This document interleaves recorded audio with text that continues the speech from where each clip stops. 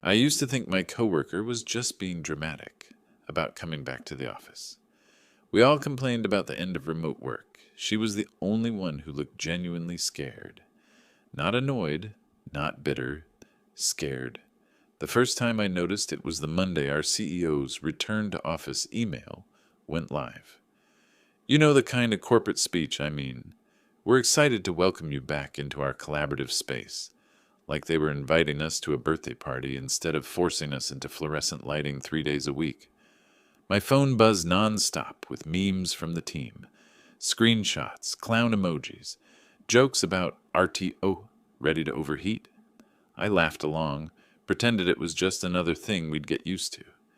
Mia didn't send anything. She just sat 2 lines down from me on Teams, the little green dot next to her name blinking steady, like she'd frozen in place. In real life, Mia is the quiet one. Early 30s, maybe. Always in neutral colors, hair pulled back in a way that looks like she did it in one motion without thinking about it. She does data work for our department. Numbers, dashboards, things our manager likes to brag about in meetings without really understanding. Pre-pandemic, she was the person you forgot was in the room until she spoke. And then you realized she'd caught every detail you missed. After the RTO announcement, she turned into something else. Not louder, not angrier, just smaller. We all had one-on-ones with HR about our transition plan. Mine took 8 minutes. Do you have any concerns about returning to the office, Grant? I said the usual. Commute, parking, missing sweatpants. They smiled, typed something meaningless, clicked save. When Mia came out of her slot, she didn't go straight back home. She stood in the lobby, hand on the glass door, like someone trying to leave a hospital against doctor's orders. Her face was pale the way you get when your blood doesn't know where to go. You okay? I asked, half because it was polite, half because she was blocking my way to the exit. She startled, then forced a smile that didn't reach her eyes. Yeah, just processing. Processing what? I tried to keep it light. The death of sweatpants? She huffed out something like a laugh. Something like that. She held the door open for me with the kind of reflex you build when you've spent your whole life trying not to be in the way. As we stepped out, I caught the tiniest hesitation in her shoulders when she glanced back at the security desk and the elevator bank. It was a 1-second thing. Most people wouldn't have registered it. I did. I just didn't know what to do with it. So I filed it away in that mental drawer labeled odd, but not my business. 2 weeks later, office life came back like a bad habit. The company picked Tuesday, Wednesday, Thursday as the mandatory in-office days. They sent out photos of the remodeled space, new plants, hot desks, focus pods, a coffee machine that still made the same burnt coffee as before, but now had a touchscreen. Walking in that first Tuesday felt like walking into a replica of our old life, just slightly off. Same receptionist, new mask, same open floor plan, new stickers on the carpet telling us which direction we were supposed to walk, which everyone ignored within an hour. I got to my row, dumped my backpack on the desk with my name tag on it, and looked over to Mia's spot. Empty. Her laptop dock was there, dual monitors black, chair pushed in like no one had touched it in months. Our manager, Cole, stood by the windows, hands in his pockets, looking out over the parking lot like he owned all of it. Cole is the kind of guy companies love to promote. Late 30s, tall enough to be noticeable, shirts that fit just a little too well. He's got that polished, easy charm that makes people say things like, great leader, and really understands the business, even though most of his work is forwarding emails with FYI and a vague comment. Morning, Grant, he said. Welcome back to the zoo. Morning, I replied. Mia out today? He glanced at her desk, then at his watch, like he was timing her absence. She's working through some adjustment issues. HR's involved. She'll come in when she's ready. Adjustment issues. It sounded clinical and dismissive at the same time. By 11, the floor was a mess of laughter, keyboard clacks, and people rediscovering how loud their own voices were. Someone put music on too low for us to enjoy, but just loud enough to annoy. People did that awkward thing where they stood in clusters because they'd forgotten how to end conversations. When Mia finally walked in, it was like someone had turned down the color saturation on one person only. She had a laptop bag looped across her chest, knuckles white on the strap. Her eyes did a sweep of the room, not like she was happy to see everyone, but like she was checking exits. There are 3 exits on our floor, by the way. 2 stairwells, 1 elevator. I'd never counted them before that day. "Hey, stranger," I called as she approached our row. She flinched at my voice, then relaxed when she recognized me. "Hey, sorry, I'm late." "You're still earlier than Cole to any meeting," I said. "You're fine." She gave me another one of those practiced, contained smiles and sat down. The second her chair rolled back under the desk, her shoulders dropped slightly. Like being physically anchored to that spot made her feel marginally safer. The morning passed in the usual blur of emails and relearning how to pretend to be busy in an open space. But every time Cole walked by, Mia's posture changed. Her hands would still jaw clench, eyes drop to her screen. She stopped breathing for half a second, then forced her lungs back into motion. It wasn't obvious unless you were looking directly at her. I was.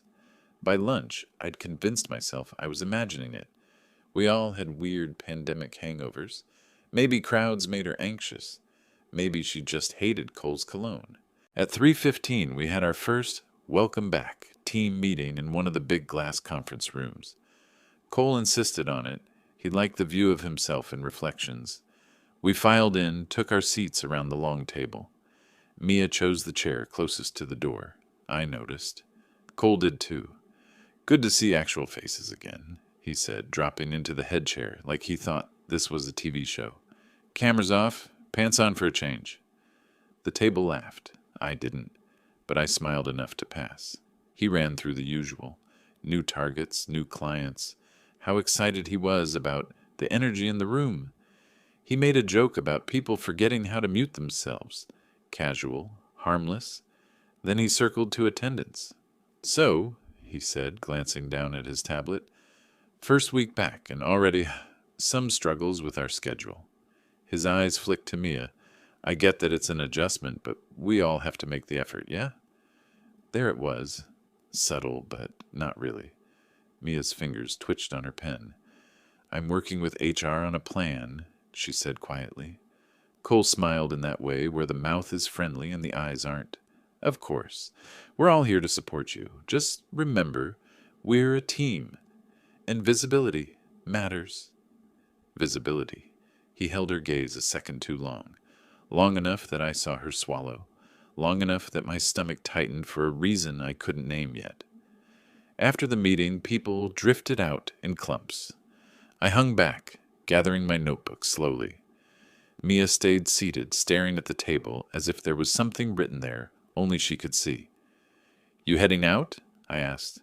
"In a minute," she said. "I just need a second." Her voice had that thin, stretched quality you hear from people standing on ice they're not sure will hold. "Hey," I said, keeping my tone neutral, "if you ever need someone to walk out with you or whatever, just—" Her head snapped up. "Why would I need that?" I blinked. "I didn't mean—" She closed her eyes, exhaled. "No. Sorry, I'm fine. Really. I'm just tired." "Tired of what?" I asked. She opened her eyes again, and for the first time since I'd known her, I saw something raw there. Not anger, not even fear. Resignation. "Of being here," she said. "In this building. That's all." She stood up, gathered her things, and left before I could figure out a better response than "okay." I watched her walk down the hallway, keeping to the side, hugging the wall like she was making room for someone who wasn't there. I told myself I was overthinking it. People have their own stuff. Not everything is a mystery to solve. Not everything is my job. I believed that until the night I stayed late and found out exactly why Mia never wanted to be in that office again. I'm not proud of the fact that for a while Mia irritated me, not because she'd done anything wrong, but because every time she refused to come in, someone else had to pick up the in-office tasks she was supposed to handle. Client walk-ins? Me? Printer issues? Me? Sitting through team culture meetings that could have been emails, definitely me. Meanwhile, she stayed home with her camera off and her mic muted, sending perfectly formatted reports like nothing was wrong. I told myself she was just milking the remote era, dragging her feet because she didn't like crowds. I told myself that because it was easier than admitting something was genuinely wrong. But that was just the beginning. The first crack in the surface came during a Monday morning sync. Cole opened it with his usual tone. Fake enthusiasm stirred into a slow simmer of condescension. Team, quick note before we dig in. Some of us are still adjusting to the return schedule. I won't name names, he said, glancing directly at Mia's empty chair. But let's remember professionalism, okay? We're trying to build trust here. People chuckled like it was harmless. Mia, who had logged in remotely, didn't speak. The little green circle on her icon pulsed like she was holding her breath. I remember thinking, damn, this is getting old. Not his comments. Her silence. She didn't push back. She didn't defend herself. She didn't even unmute. Later that day, an email from HR dropped into the whole team's inbox with the subject, Reminder, Expectations for On-Site Collaboration. It didn't name her, but it didn't have to. The examples might as well have had her initials carved into them. One part stood out. Employees who decline on-site presence may unintentionally create additional burden for colleagues. I stared at that sentence longer than I should have. It was a little too pointed, a little too rehearsed, a little too protective of everyone except the one person who seemed to be struggling. Then, that afternoon, I walked into the hallway in time to hear Cole speaking to someone in HR. Not the main director, but one of the representatives, who always copied the wording of their emails from corporate templates.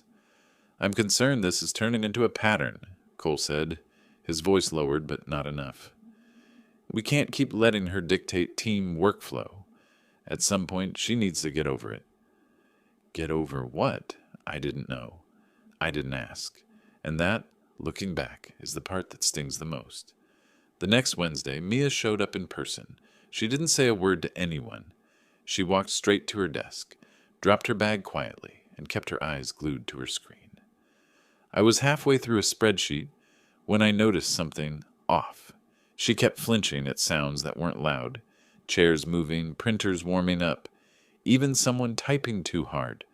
And every time footsteps approached our row, she tensed so sharply I could hear her breath catch.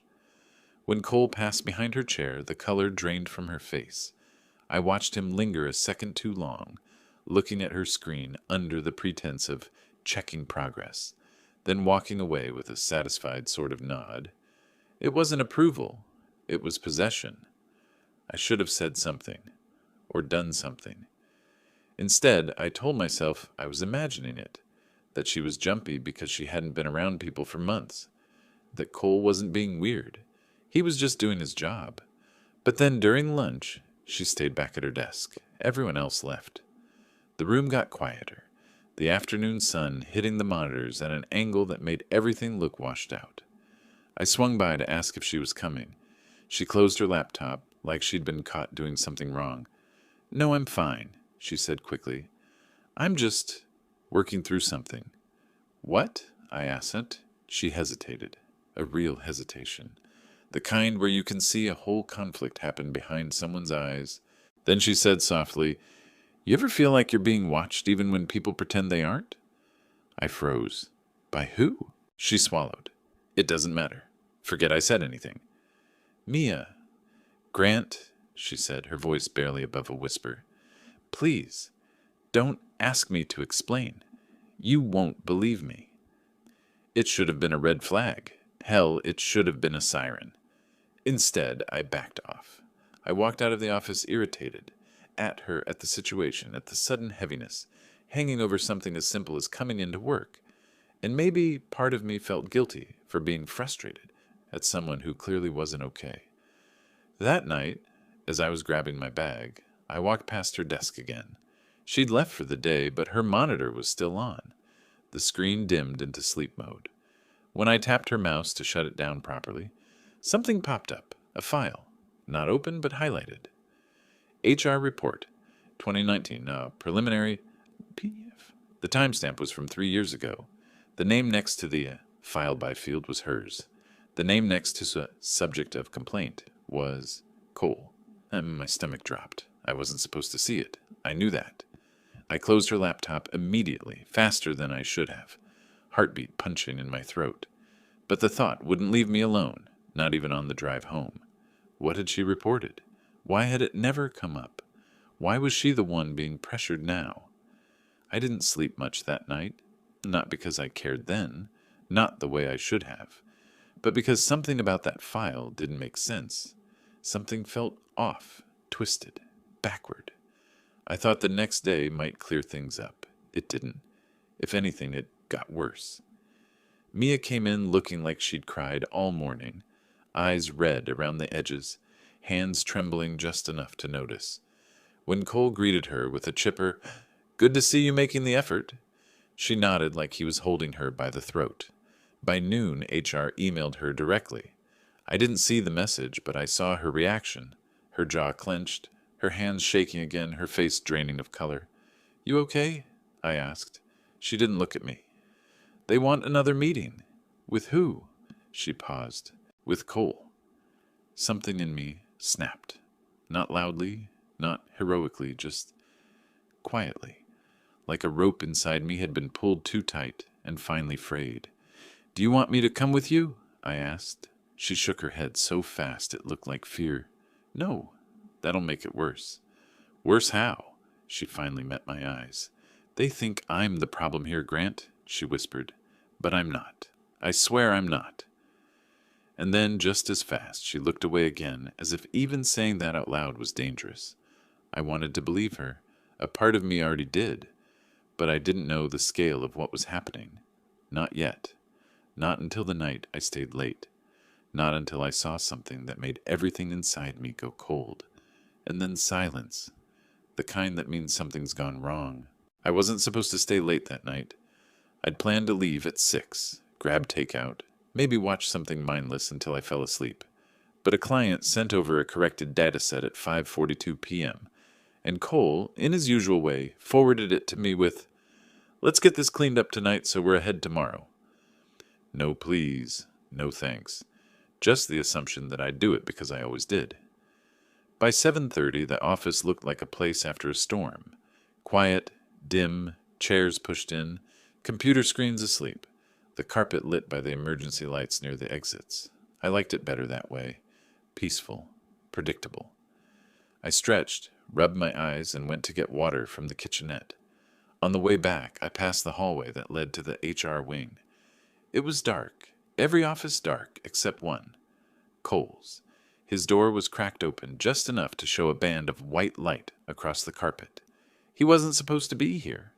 Cole never stayed late. He liked being seen working hard, not actually working hard.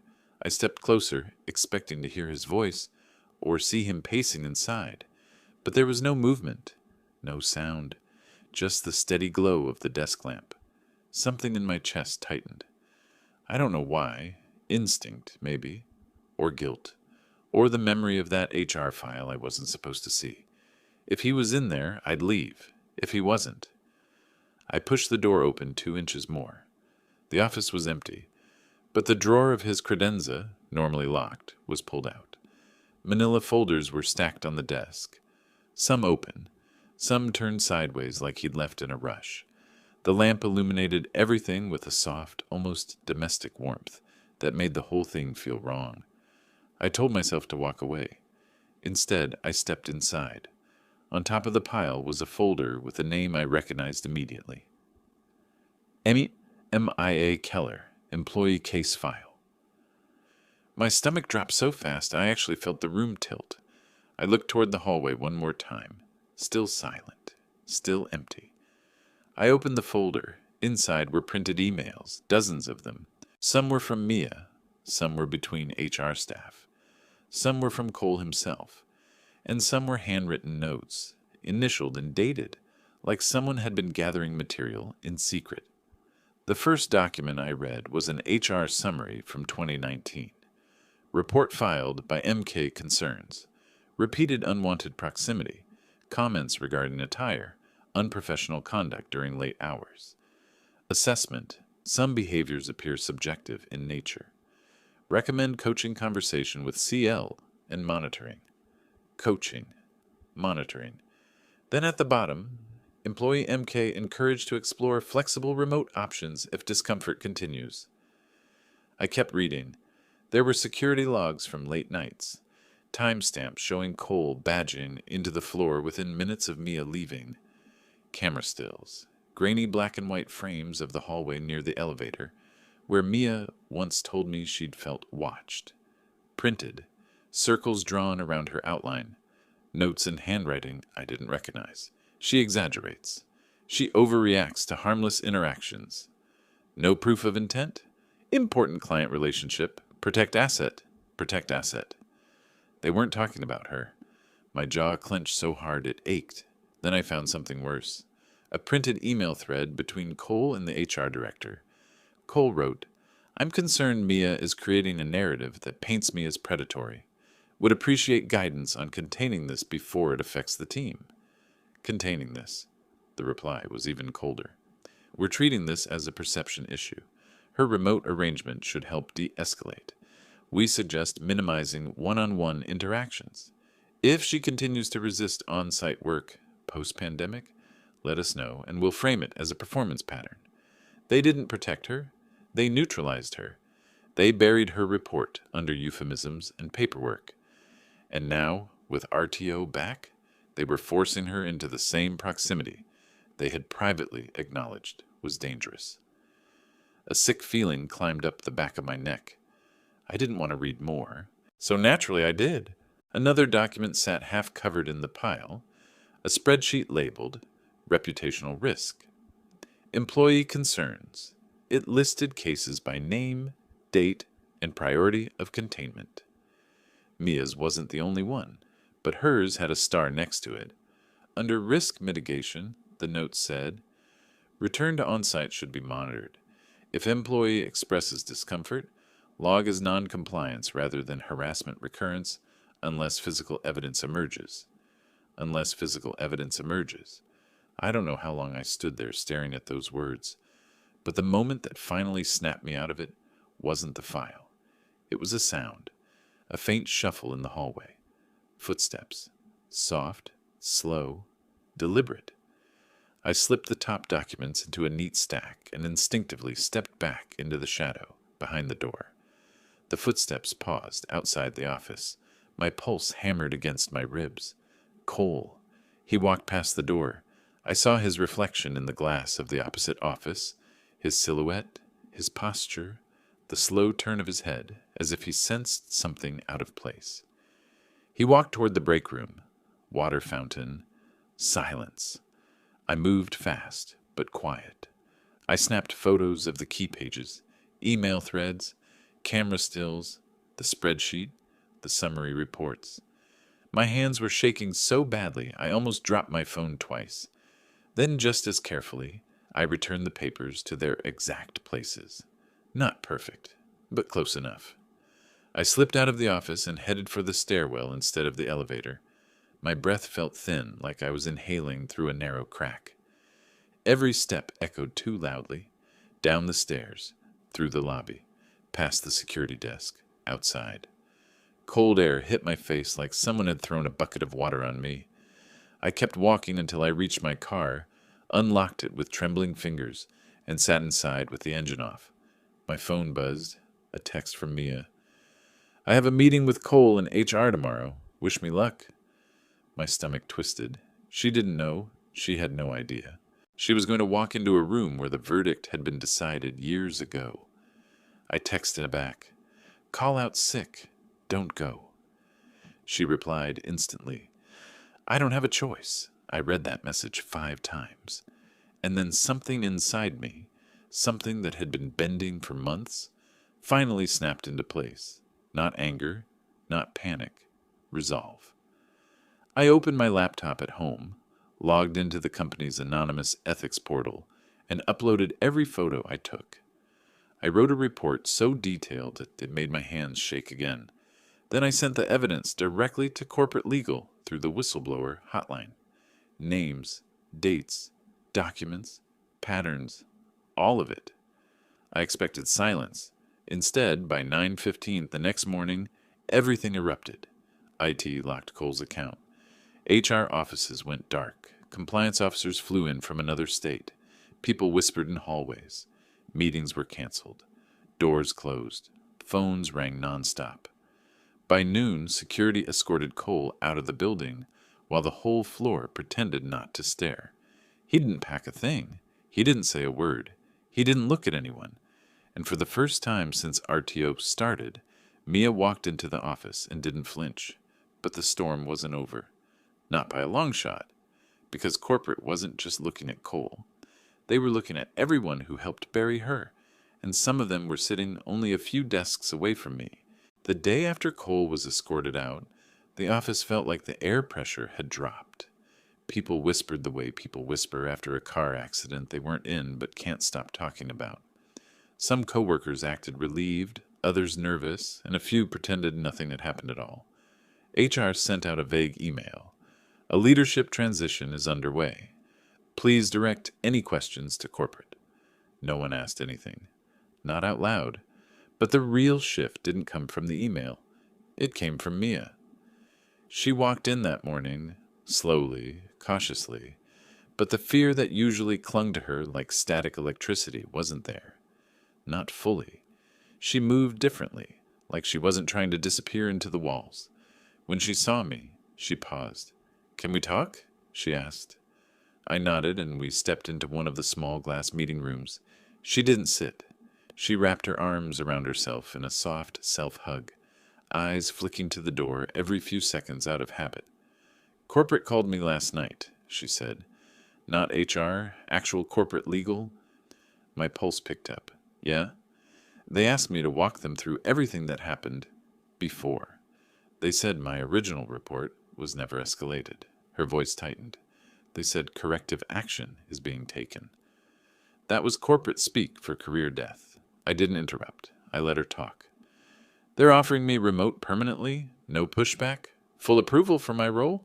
She hesitated. "And," they apologized. The word hung in the air. She tasted it before she said it. She didn't trust it yet, but she wanted to. "What did they say?" I asked softly. "That my concerns were valid. That I was let down. That they're reviewing internal processes." She swallowed, jaw trembling once. I didn't think anyone would ever say those words to me. She exhaled shakily and finally sat. "I thought I was going crazy," she whispered. "Back then, during the pandemic, when they sent me home for my comfort. I knew they were protecting him, but I couldn't prove anything. Every time I tried to ask about the investigation, they acted like I was the problem, like I was unstable." She pressed her palms against her eyes. I stopped talking, stopped socializing, stopped asking for help. I figured if I just stayed quiet, it would go away. I wanted to tell her it wasn't her fault, that she was brave, that she had every right to scream instead of shrink. But I knew she didn't need comfort yet. She needed truth. "They knew," I said. "I saw the files." She dropped her hand slowly. "Files?" "They documented everything," I said. "Your reports, his late-night access, the camera stills, HR's notes. They labeled you as a reputation risk. They protected him because he had client relationships they didn't want to lose." Her face went pale but steady, like she'd already suspected all of it. But hearing it said out loud still dug a knife in. "Thank you," she said finally, her voice so small it nearly disappeared, "for believing me." I didn't feel like a hero. I felt like a man who'd ignored red flags for too long. "I should have paid attention earlier," I admitted. She shook her head. "No, you helped when it mattered." We sat in silence for a moment, the kind that finally didn't feel dangerous. A knock on the glass made both of us jump. Corporate legal. 2 of them. Badges, clipboards, calm faces. They asked if they could speak with Mia privately. She stood, straightened her blouse, and nodded. But before leaving, she turned to me. "They thought I was gone," she said quietly. "I wasn't." She left with the lawyers, shoulders squared, walking like someone reclaiming space that had been stolen from her. By the end of the week, the fallout was everywhere. The local HR director retired early. 2 HR reps were temporarily reassigned. An internal investigation team set up shop in one of the conference rooms and barely left it for days. People walked around on verbal eggshells. Suddenly, everyone understood boundaries. Suddenly, everyone cared about consent, professional distance, respectful tone, documented communication. It was amazing how polite people became when the consequences finally had teeth. I didn't see Cole again. Rumors said he tried to negotiate his way back, then tried to resign quietly, then hired a lawyer. Nothing worked. Corporate had the files. They had the timestamps. They had everything they needed. He wasn't suspended. He was finished. As for Mia, corporate gave her paid leave to recover from workplace distress. Not burnout, not scheduling conflicts. Workplace distress. They finally named the thing they'd tried to bury. When she returned, she didn't come back to the office. She logged in from home with sunlight hitting her wall, hair loose, voice steady. She participated in meetings without flinching. She didn't apologize before speaking. She didn't shrink. She looked free. 2 months later, after the dust settled, I handed in my notice. Not because things were bad now, they weren't. Because I realized I didn't want to stay in a place where someone needed to be sacrificed. Before anyone listened. My new job felt lighter from the first day. No glass offices, no empty praise, no managers who liked the sound of their own name. I saw Mia on Zoom occasionally. Corporate had moved her to a different department entirely. The last time I saw her, she was sitting in a brighter apartment. Plants behind her, a mug with something handwritten on it. She smiled, not at me, not at the camera, but in a way people smile when a weight finally leaves their chest. "You doing okay?" I asked. "Yeah," she said. "I actually am." There was a peace in her voice I hadn't heard before. Not relief, closure. We weren't suddenly best friends or saviors or co-authors of some dramatic redemption arc. We were just 2 people who shared a story that finally ended the way it should have. Before we ended the call, she said, "I thought the worst part was that no one believed me. But the real worst part was thinking no one ever would." She paused. "Thank you for proving me wrong." After the call, I sat for a long time in my new quiet office. No tension in my spine, no dread in my throat, no shadow in the doorway. Just calm. Real calm. I learned something in all of this. People think justice is dramatic, explosive, cinematic. Most of the time, it's not. Sometimes justice is just a woman working without fear, a man walking away with his own voice intact, a locked door behind the person who deserved to lose the key. No open endings. No maybe, someday. No questions left hanging. The story ended the way it needed to, and everyone who needed to be gone was gone.